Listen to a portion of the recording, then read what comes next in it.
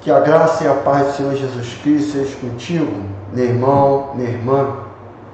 Mais uma vez estamos aqui, tendo o privilégio de poder conversar contigo.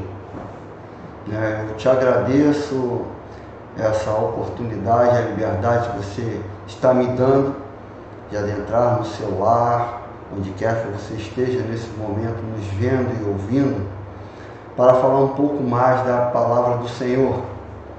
Neste trimestre, que ora iniciou na semana passada, nós estamos adotando esta revista da CPAD, que tem como tema, ao longo desses 3 meses, os princípios divinos em tempo de crise, a reconstrução de Jerusalém e o avivamento espiritual como exemplos para os nossos dias. Então, ao longo desse trimestre, nós iremos abordar esse tema. E hoje, na nossa lição de número 2, que tem como título Despertamento Espiritual, um milagre. No nosso texto base para esta lição, vai estar no livro de Esdras, capítulo 1, 1 ao 7. A gente não vai ler isso, você em casa, você já separa aí na sua Bíblia, Livro de Esdras, capítulo 1, versículo 1 e 7, e Neemias, livro de Neemias, capítulo 1, versículos 1 ao 3. Lembrando que, seus irmãos, e a gente está aqui, essas lições, essas videoaulas estão sendo destinadas para você que está sendo obrigado a ter esse distanciamento social, não pode estar presente na nossa escola bíblica dominical, que já está acontecendo de forma presencial. Então, se você sentiu o desejo de adquirir esta revista, entre em contato conosco, como está na tela aí, nosso telefone, nossos contatos. Entre em contato e peça a sua revista para acompanhar essas aulas, ainda que você esteja distante geograficamente falando, está perto de nós em espírito. Então você vai ter acesso a essa revista assim você o quiser. Então esses textos serão de base para a nossa lição do dia de hoje. O texto áureo está inserido, e esse nós iremos ler, no livro de Romanos, a carta de Paulo aos Romanos, no seu capítulo 13, versículo 11. Então, Romanos 13, 11, que tem como seu texto áureo, que agora iremos ler. E isto digo, conhecendo o tempo, que é já hora de despertarmos do sono, porque a nossa salvação está agora mais perto de nós do que quando aceitamos a fé. Romanos 3:11. Verdade prática. O despertamento espiritual é uma consequência da submissão à vontade de Deus. Então, eu vou repetir, verdade prática. O despertamento espiritual é uma consequência da submissão à vontade de Deus. Que vem a ser despertamento?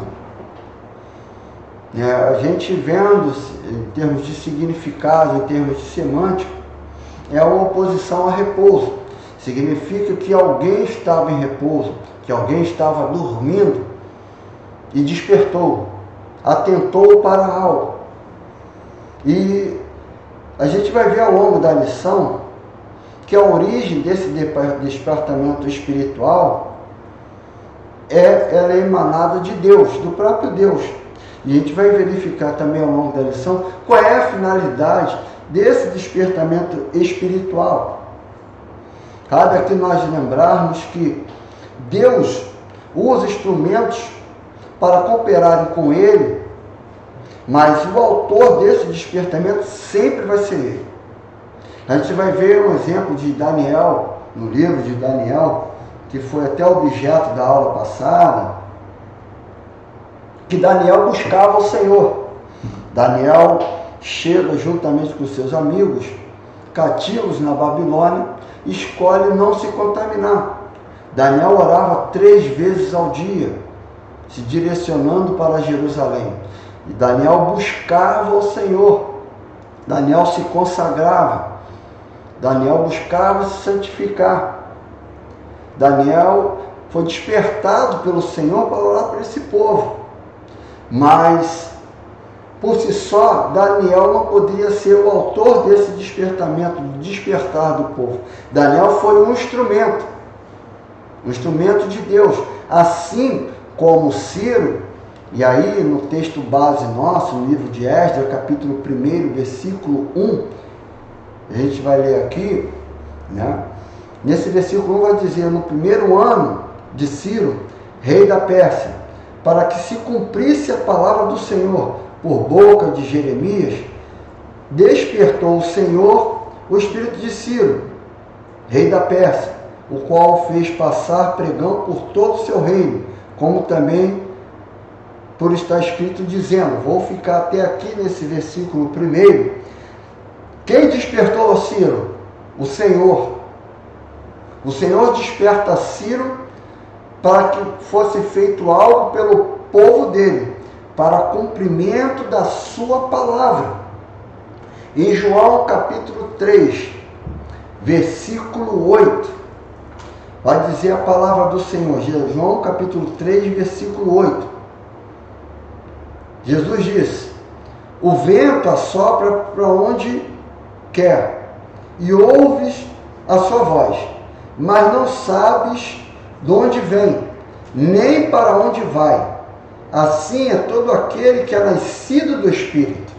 Aqui, esse versículo, nós estamos vendo que não tem como nós mandarmos o Espírito Santo. O vento aqui, né, Jesus está demonstrando aqui, esse vento é o Espírito Santo. O Espírito Santo é Deus.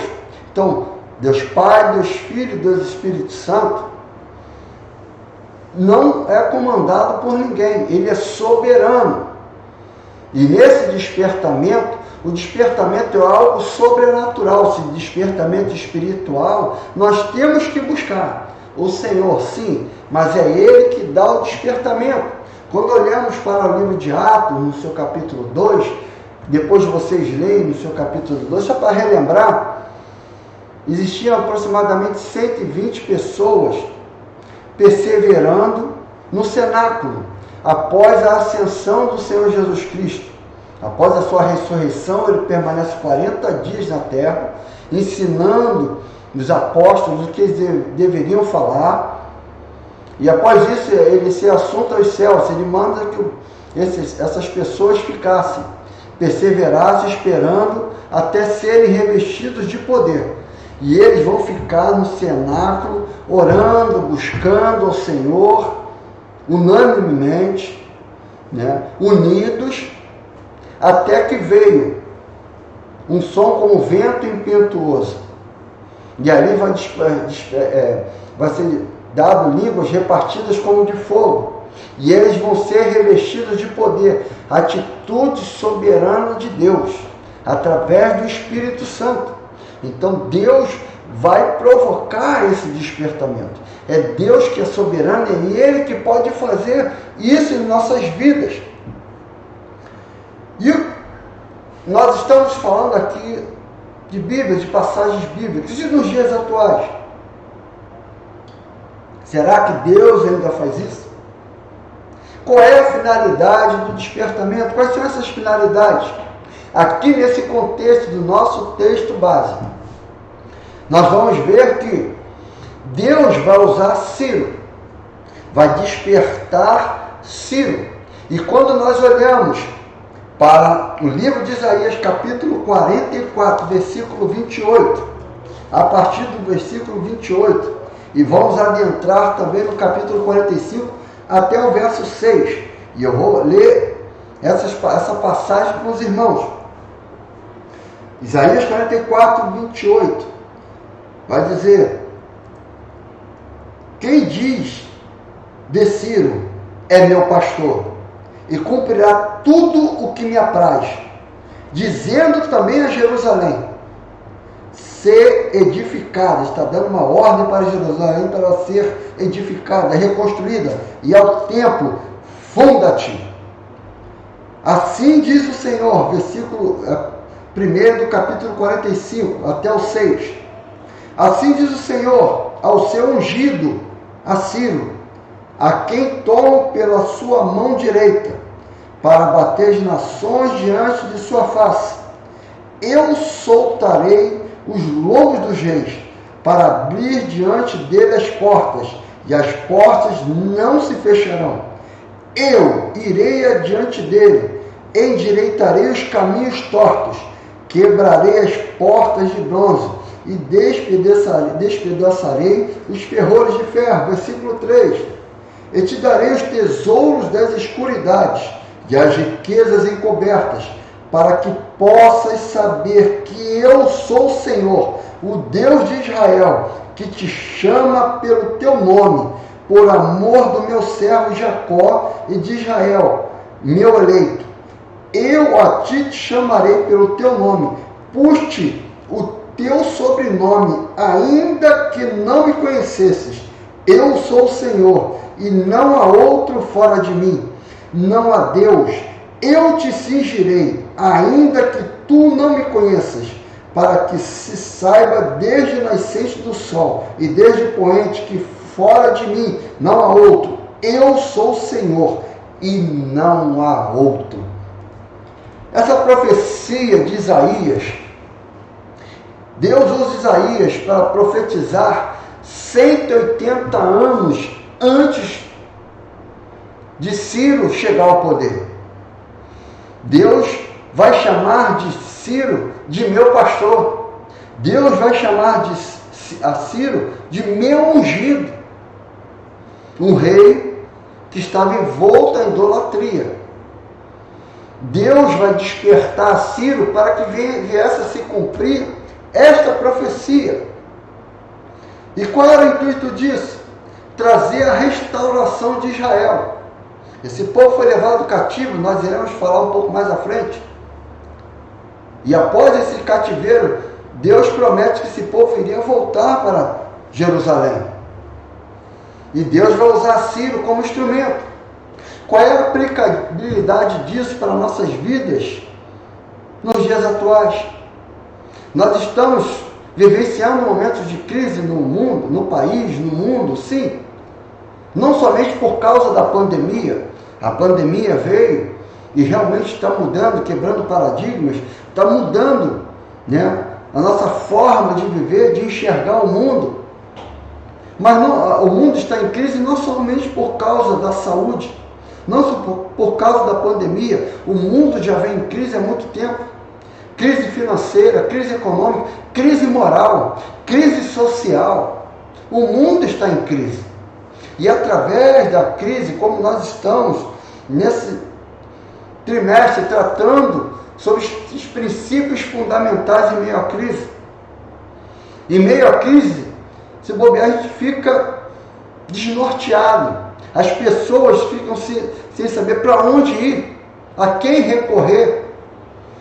Mas se nós olharmos para a palavra de Deus, ela tem princípios imutáveis. Ela é o norte.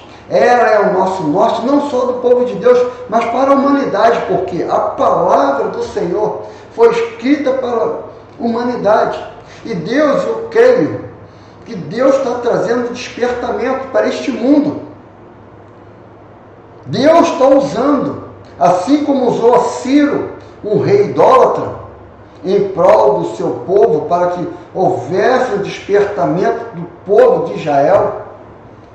Eu creio que Deus está usando governantes como o próprio presidente da República aqui no país, no Brasil, alguns governadores, autoridades espalhadas pelo mundo afora, por diversos países, para trazer um despertamento para a humanidade, para mostrar que está havendo perdas de valores, princípios que são bíblicos, que a sociedade sempre utilizou, que está sendo colocado, caindo por terra. Deus está trazendo despertamento, trazendo governantes para que sejam retomados esses princípios. E é o momento de estarmos atentos. Então, Deus vai usar Ciro aqui, profetizando 180 anos antes, para que houvesse essa restauração, para que esse povo voltasse do seu cativeiro para a sua terra natal. E a gente vai ver no item 2, ainda no tópico 2, essa restauração espiritual. Deus vai começar com uma restauração nacional, restauração política. Ciro vai dar um decreto, um édito, estabelecendo que esse povo iria voltar para Judá. E não somente dessa maneira, simplesmente voltando, mas todos os utensílios sagrados, tudo que era do templo do Senhor, seria dado de volta, para esse povo levar de volta lá para Jerusalém.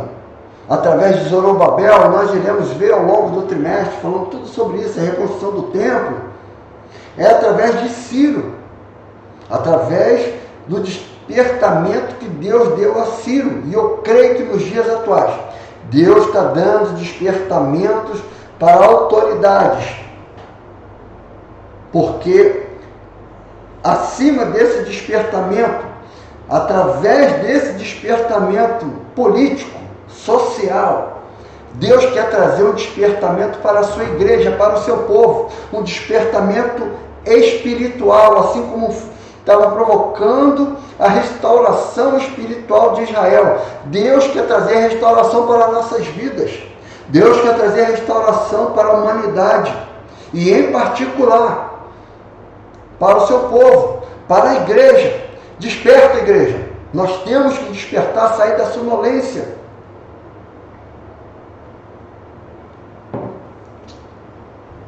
E a gente vai experimentar que, ao longo da história de retorno desse povo para Jerusalém, ainda que houvesse esse despertamento espiritual, a profundidade disso, o progresso espiritual, vai se dar à medida que nós, como nós temos aqui na nossa verdade prática, o despertamento espiritual é uma consequência da submissão à vontade de Deus. Então, a atitude de despertamento é algo que vem de Deus, é um ato soberano de Deus. Porém, a resposta a isso, Deus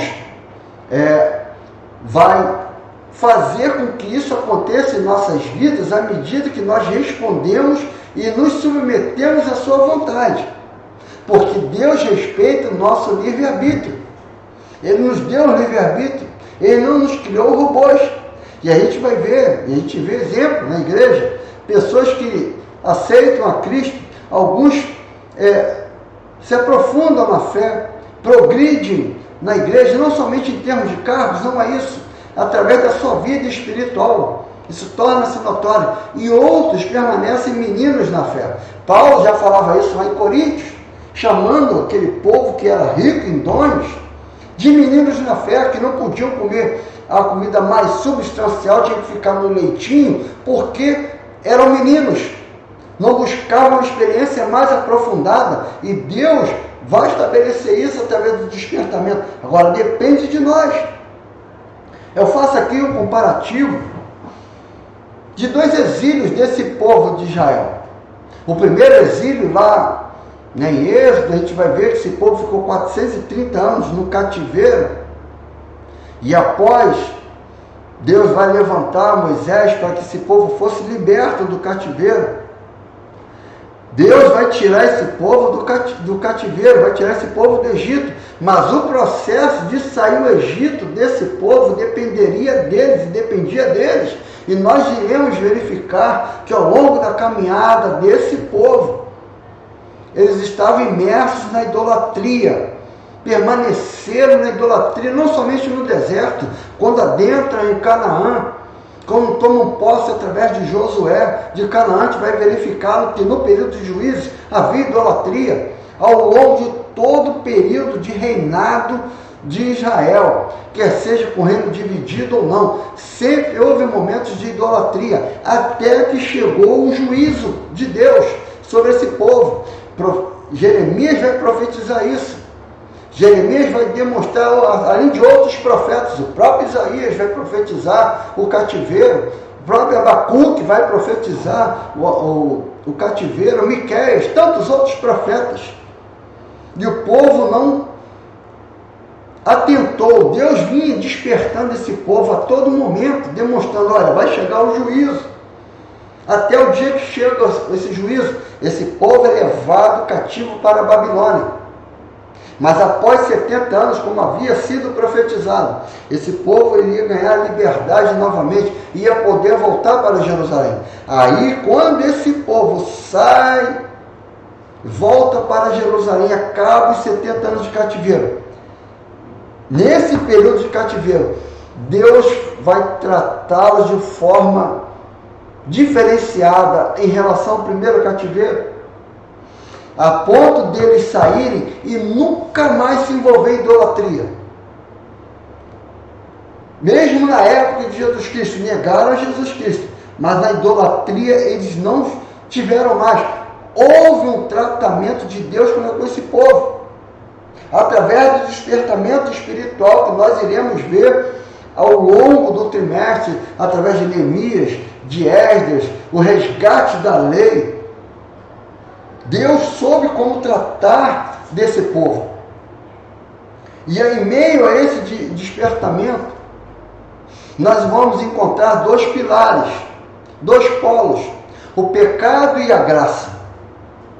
Nós iremos ver que o pecado, ele nos condena, mas a graça nos absolve. Efésios 2,8 vai dizer que pela graça sois salvos, por meio da fé. Isso não vem de vós, é dom de Deus, é presente de Deus. Não é por nossos feitos, não são pelos nossos feitos, não são porque merecemos, não é. É pela graça, o presente de Deus, é pela misericórdia dele que fomos alcançados. Enquanto o pecado nos leva à condenação, a graça aponta para a salvação. Mas para que haja salvação e por consequência a restauração, é necessário o arrependimento.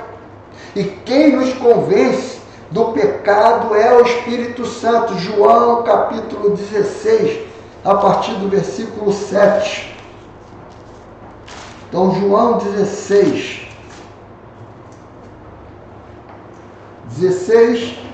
versículos 7 e 8. Todavia, digo-vos a verdade, que vos convém que eu vá, porque se eu não for, e outra tradução vai dizer, quando eu não for, o Consolador não virá a vós, mas quando eu for, enviar-vos-ei, e quando ele vier, convencerá o mundo do pecado e da justiça e do juízo. O Espírito Santo foi enviado, Jesus foi assunto aos céus e prometeu que nós não ficaremos sós, que enviaria um Consolador, um outro Consolador, chamado Espírito Santo. É ele que nos convence do pecado. Só que nós temos que atender o seguinte: quando Jesus está falando que ele vem e convencerá o mundo do pecado e da justiça e do seu juízo, ele vai dizer que do pecado porque não creem em mim, da justiça porque eu vou para o Pai e não me vereis mais, e do juízo porque já o príncipe desse mundo está julgado. Da justiça, que ele vai para o Pai, toda a justiça foi feita quando ele morreu na cruz do Calvário por nós. Do pecado, e aí nós temos que ficar atentos, porque ele está falando isso, está falando em termos de juízo final, porque quando ele convenceu o mundo, quando o Espírito Santo convencer o mundo do pecado, João 3, 16, 17 vai dizer o seguinte: porque Deus amou o mundo de tal maneira, e deu o seu Filho unigênito para todo aquele que nele crê não pereça, mas tenha vida eterna. As pessoas ficam presas somente a esse versículo, mas o versículo 17 vai dizer que aquele que não crê já está condenado. Então, a graça nos aponta para a salvação, nos traz a salvação, mas só quem toma posse dessa graça, reconhecendo que é pecador, se arrepender dos seus pecados e confessar que Jesus Cristo é o Salvador. Ainda há tempo. Mas quando Jesus voltar, não vai ter mais tempo. Quando ele voltar para arrebatar a igreja, não haverá mais tempo. Será tempo já do juízo final. O povo de Israel é um exemplo para nós. Quando eles adentraram na terra Canaã, existe uma Canaã reservada para nós. Aqueles que foram obstinados morreram no deserto. Só adentrou em Canaã, na Canaã terrena. Só os que foram fiéis. Na Canaã celestial, a mesma coisa. Existe uma Canaã celestial reservada para nós, para a igreja. Mas só aqueles que perseverarem, que forem obedientes ao Senhor, que estiverem despertos, atenderem esse despertamento espiritual, que traz restauração, que traz avivamento para nossas vidas. E avivamento nada mais é do que arrependimento. Se voltar para o Senhor. E cabe aqui nós lembrarmos que o Espírito Santo, ele é sempre intolerante com o pecado. Deus ama o pecador, mas abomina o pecado. Alguns aí fora vêm dizendo que Deus é amor, que tudo pode. Não. Ele ama, mas ele também é justo. E quando ele voltar, ele vai cumprir a justiça. Já existe uma sentença dada para Satanás. Ele já está condenado. Os seus demônios já estão condenados. Um terço de anjos caídos já estão condenados. Mas a humanidade, para aqueles que ainda estão vivos, ainda há chance, ainda há esperança. Basta passar pelo arrependimento. A graça, ela é manifesta. Porém, se não houver arrependimento, não há salvação. Isso serve para pecadores, para publicanos, para religiosos. De exemplo aqui de pecador, nós vamos olhar lá em João 4, a samaritana, que vai ter encontro com Cristo. E Cristo não vai esconder o pecado dela, não vai acusá-la. Mas na conversa com ela vai revelar o seu pecado. Ela é convencida do seu pecado, vai chegar em Samaria, vai testificar de Cristo. Houve salvação para aquela mulher pecadora. Publicano chamado Zaqueu, Lucas 19. Ele vai subir na figueira para ver Jesus. Jesus manda ele descer depressa, convém que eu venha pousar na sua casa hoje. E lá na casa de Zaqueu, o próprio Zaqueu vai falar que ia dar metade da sua riqueza para os pobres. E se defraudou alguém, se roubou alguém, devolveria 4 vezes mais, cumprindo o que estava na lei. Aí, a partir desse momento, não foi quando Jesus adentrou na sua casa, foi quando houve arrependimento de Zaqueu. Jesus vai dizer, houve, a salvação adentrou nessa casa hoje, porque houve arrependimento. Outra classe de religiosos, lembra de Paulo? Zeloso da lei, conhecia tudo da lei, criado aos pés de Gamaliel, perseguindo cristãos, achando que estava agradando a Deus, porque ele estava preso às formalidades da lei. Mas no caminho de Damasco, ele vai ter encontro com Cristo, e ali Cristo vai se revelar para ele. Cristo vai tirar a cegueira espiritual dele, vai dar uma cegueira física. E ele vai ter que ir cego para Damasco, para depois cair essas escamas dos seus olhos e voltar a enxergar normalmente, mas era necessário que ele tivesse encontro com Cristo. E aqui nós temos um aprendizado para nós, igreja. De nada adianta realizarmos a obra, estarmos presentes em todos os cultos. Religiosidade não salva. A religiosidade que Cristo aceita e se agrada é o amor para com Deus acima de tudo.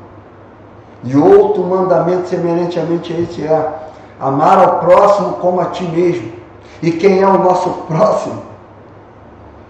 É o nosso irmão em Cristo, é o nosso amigo, é o nosso inimigo. É muito difícil, mas com Cristo é possível. Quando nós colocamos como parâmetro a Cristo, nós iremos ver que é possível, porque Ele não tinha culpa de nada e aceitou as nossas culpas.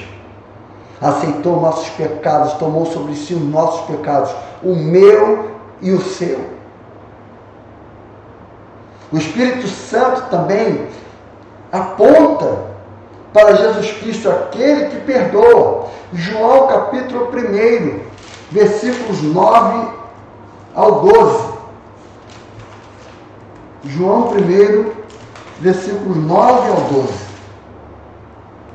Ali estava a verdadeira luz, que alumia a todo homem que vem ao mundo. Estava no mundo, e o mundo foi feito por ele, e o mundo não o conheceu. Veio para o que era seu, e os seus não o receberam, mas todos quantos o receberam, deu-lhes o poder de serem feitos filhos de Deus, aos que creem no seu nome. Está aqui, Jesus Cristo veio à Terra. O efeito da luz, quando adentra nas trevas, é aclarar, demonstrar tudo que estava naquele cômodo escuro.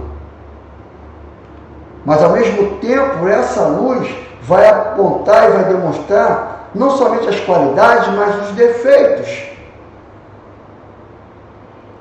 E quando essa luz de Cristo chega em nossas vidas, ela vai nos iluminar e vai mostrar, a gente vai conseguir enxergar nossas falhas. E quando enxergamos as nossas falhas, essa mesma luz vai apontar para Cristo. Ele, com sua mão poderosa, estende suas mãos para nós. E nós nos arrependemos, Ele vai nos lavar e nos purificar com seu sangue puro e carmesim. Então, a mesma forma que Deus, Ele, através da sua luz, vai demonstrar nossos pecados não como acusador, Ele vai demonstrar e vai mostrar a solução. Que nós possamos estar atentos a isso, saber do nosso devido lugar, que não éramos merecedores. A gente vai ver aqui no tópico 3, que Deus cumpre as suas promessas. Deus é sempre fiel. Nós podemos, ainda que não mereçamos, já cantamos muito um louvor sobre isso, que Ele é fiel. Ele é fiel a nós, fiel a mim e a você. Ainda que nós não permaneçamos fiéis, Ele permanece fiel, porque Ele é fiel à palavra dEle. E através desse despertamento de Ciro, a gente vai ver em Jeremias capítulo 27, 22, que Deus vai fazer uma promessa para esse povo. Vai falar: vocês vão para o cativeiro, mas eu vou me lembrar de vocês e vou tirar vocês ao fim desse cativeiro de volta para este lugar, para Jerusalém. Deus está usando Jeremias mostrando: vai ter o juízo sobre a vida de vocês, porque vocês têm um coração endurecido, mas vocês vão voltar, esta nação vai voltar para cá. E em Jeremias capítulo 25, 12, Jeremias 25, 12.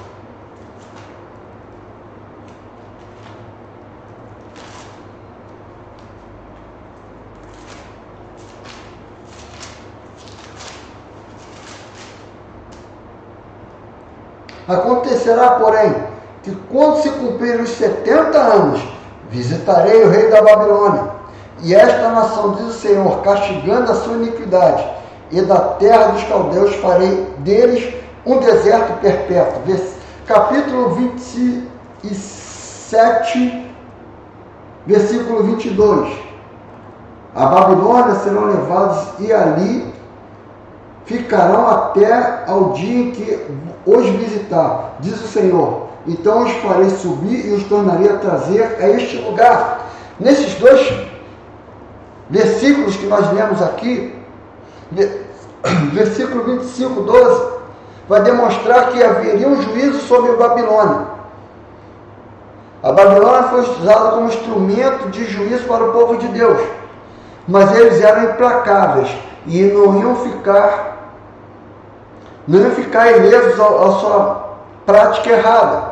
Ciro iria se levantar e iria praticar o juízo contra a Babilônia. E através de Ciro, esse povo de Israel iria voltar para Jerusalém. Deus falou e Deus cumpriu. O mesmo Deus da época do exílio babilônico é o mesmo Deus dos dias atuais. E Ele fez promessas para nós e é fiel para cumpri-la. Em Filipenses capítulo 4, versículo 19. Filipenses 4, 19. Vai dizer que o meu Deus, segundo as suas riquezas, suprirá todas as vossas necessidades em glória. O Senhor promete isso. E se Ele promete, Ele cumpre. Só que às vezes nós ficamos sonolentos, letárgicos,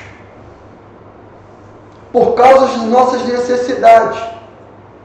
Mas é Deus que as supre. É Ele que é o nosso socorro, é o nosso refúgio e fortaleza. E Ele nos convida a despertar. Porque quantas vezes nós, por causa das nossas necessidades, por causa desse mundo que está tão corrido, começamos a esquecer do Deus a qual nós servimos. Na verdade, começamos a diminuí-lo, como se fosse possível isso. Mas a nossa fé vai diminuir, porque a gente começa a querer acreditar e confiar nos próprios braços. A Bíblia vai dizer que quando nós estivermos ansiosos, quando nós lançarmos nossa ansiedade sobre Jesus Cristo, porque Ele não vai cuidar de nós, Ele tem cuidado de nós. Eu sempre cito esse versículo para nossas vidas, para nós aprendermos, porque as nossas necessidades diárias podem nos provocar essa letargia, essa sonolência, o abandono da busca de Deus. E Deus quer, Romanos 13, 11, que é o nosso textual, e eu faço questão de ler aqui para os irmãos. E isto digo, conhecendo o tempo, que é já hora de despertarmos do sono, porque a nossa salvação está agora mais perto de nós do que quando aceitamos a fé. E que salvação é essa que Paulo está falando? Nós já somos salvos em Cristo Jesus. É o Senhor Jesus Cristo. Ele está dizendo que em breve volta. E nós temos que crer que Jesus Cristo está voltando, porque Ele é fiel à sua palavra. Como Ele profetizou 180 anos para o rei Ciro, como Ele profetizou o fim do cativeiro e se cumpriu de forma literal, Ele vai cumprir de forma literal, que Jesus Cristo está voltando. Se tem algo que nós temos que guardar em nossos corações, pode faltar o carro, pode faltar a casa, pode faltar a saúde, em algum momento pode faltar coisas na nossa vida, mas o Senhor, Ele jamais nos faltará. Ele é comigo, Ele é contigo, e Ele garante que vai voltar, e nós temos que ter essa esperança. Nós temos que ter essa esperança. E eu creio que nesse momento de crise pelo qual nós estamos passando, Deus está trazendo despertamento para nossas vidas. Deus está trazendo despertamento para a humanidade. Deus, em particular, está trazendo despertamento espiritual para o povo de Deus, para sair dessa forma mecânica pela qual nós estamos vivenciando nesse mundo, que nos induz a viver. Lembrando que a nossa prioridade é o Senhor. Buscar o Senhor, o reino dos céus, a sua justiça. E todas essas coisas, o que nós necessitamos, nos será acrescentado. É o Senhor Jesus Cristo que nos garantiu isso. Mas primeiro nós temos que priorizá-lo. E quando invertemos isso, quebramos princípio. E quando quebramos princípio, vamos ter problema. Que assim como o fogo no altar, lá no Antigo Testamento, no altar do incenso, não podia se apagar. Nós não podemos deixar de apagar o fogo do Espírito em nossas vidas. Quando as pessoas já está quase em cinza, a brasa já está se apagando, mas eu creio que através dessa palavra hoje, que você está assistindo e ouvindo, o vento chamado Espírito Santo está tirando as cinzas, está fazendo essa brasa avivar novamente, o fogo no seu coração está sendo acendido novamente. Volte a buscar através da oração incessante. Eu falo isso para você e preciso buscar muito mais isso para a minha vida. Nós precisamos, e Deus está trazendo despertamento, esse despertamento para nós. Muitas vezes pedimos, está virando uma prática na igreja. Ora por mim, irmão. É o crente 6 horas. É bom, eu tenho que orar pelo Gabriel que está aqui me ajudando nesse momento, pelo Davi que está aqui me ajudando. Sim, eles têm que orar, eu peço que eles orem por mim. Sim, mas eu oro por você e vou terminar essa lição já. Vou terminar já essa lição orando pela sua casa. Mas o que Deus quer de nós, além de orarmos um para os outros, intercedendo um para com os outros, é que nós adentramos no nosso quarto em secreto, como diz a palavra,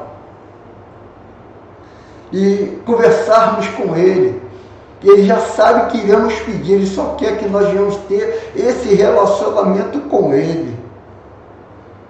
E Deus fala contigo nesse dia, através dessa palavra. Faça essa chama arder novamente no seu coração. Busca o Senhor, porque é Ele que está nos despertando nesse dia. É Ele que está trazendo, tirando a gente dessa sonolência, dessa letargia, para buscarmos. E quando isso acontece, quando o despertamento acontece, e aqui eu já concluo, assim como aconteceu lá em Jerusalém, que o culto foi restabelecido, que foi exatamente aquele como estava previsto na lei de Deus, lá em Neemias, vai falar sobre isso. Assim também é nas nossas vidas. E qual é esse culto que Deus estabelece para nós? Romanos capítulo 12, versículos 1 e 2, e aqui eu vou finalizar a aula nesse momento. Romanos 12, versículo 1 e 2. Rogo-vos, pois, irmãos, pela compaixão de Deus, que apresenteis o vosso corpo em sacrifício vivo, santo e agradável a Deus, que é o vosso culto racional. E não vos conformeis com este mundo, mas transformai-vos pela renovação do vosso entendimento, para que experimenteis qual seja a boa, agradável e perfeita vontade de Deus. Deus quer que nós prestemos o nosso culto racional. E o interessante é que Paulo vai falar aqui sobre sacrifício vivo, um verdadeiro paradoxo. Como oferecer um sacrifício de algo que está vivo, se na verdade o sacrifício de holocausto é de algo que está morto. E vai além esse sacrifício, Esse animal está sendo oferecido em sacrifício, ele é queimado totalmente. E quando é queimado totalmente, o cheiro não é agradável para nós. O cheiro de carne queimada não é como o cheiro de churrasco, não. A carne queimada tem um cheiro muito ruim. E o que é ruim para nós é cheiro suave e agradável às narinas de Deus. E esse oferecer-se sacrifício vivo significa negarmos a nós mesmos. Quando nós negamos as nossas tendências do homem carnal, nós estamos sendo santos e agradáveis a Deus. E estamos oferecendo esse sacrifício com entendimento, lembrando que fomos alvos da graça do Senhor. E Paulo termina aqui dizendo: e não vos conformeis com esse mundo, ou seja, não estejamos sonolentos, não estejamos letárgicos, aceitando essa condição que o mundo está oferecendo. Não. Temos que ser inconformados, lembrando que a nossa pátria não é terrena, a nossa pátria é celestial. Somos peregrinos e forasteiros. Um dia sairemos desse mundo e estaremos com o nosso Senhor Jesus Cristo. Que você possa ter entendido esse despertamento que Deus nos traz nesse dia. Que nós possamos estar sempre atentos ao que o Senhor tem a nos dizer. Não nos conformemos com esse mundo, mas devemos ter sempre a renovação do nosso entendimento. E isso é metanoia, mudança de atitude, mudança de pensamento. A Bíblia vai dizer que nós temos que ter a mente de Cristo. Que Deus abençoe a sua casa, rica e abundantemente. Que você possa ter sido, e eu creio, está recebendo a visita do Senhor na sua casa, na sua vida, nesse momento. E eu termino orando por você e pelo seu lar. Amado Senhor, te agradecemos pelo despertamento que tens trazido para este mundo, em particular para a tua igreja, Senhor. Quando olhamos para este mundo, olhamos e observamos que existe uma crise instaurada em todos os setores. Parece que está tudo descontrolado, Senhor. Mas cremos que Tu és o Senhor da história e tens o controle sobre todas as coisas, muito mais sobre nossas vidas, Senhor. Intercedo nesse momento por cada lar, por cada família, cada um dos Teus filhos que se encontra, Senhor, ouvindo e vendo, Senhor, a Tua palavra. Creio e tenho a certeza que ela nunca volta vazia, antes faz o que lhe apraz. Visita o lar dos Teus filhos, Senhor. Restaura o que é necessário ser restaurado. Senhor, que Tu entres com a providência onde é necessária a Tua providência, Senhor. Que acima de tudo, que haja, Senhor, um renovo espiritual sobre nossas vidas, em nome de Jesus. Amém e amém. Deus te abençoe rica e abundantemente.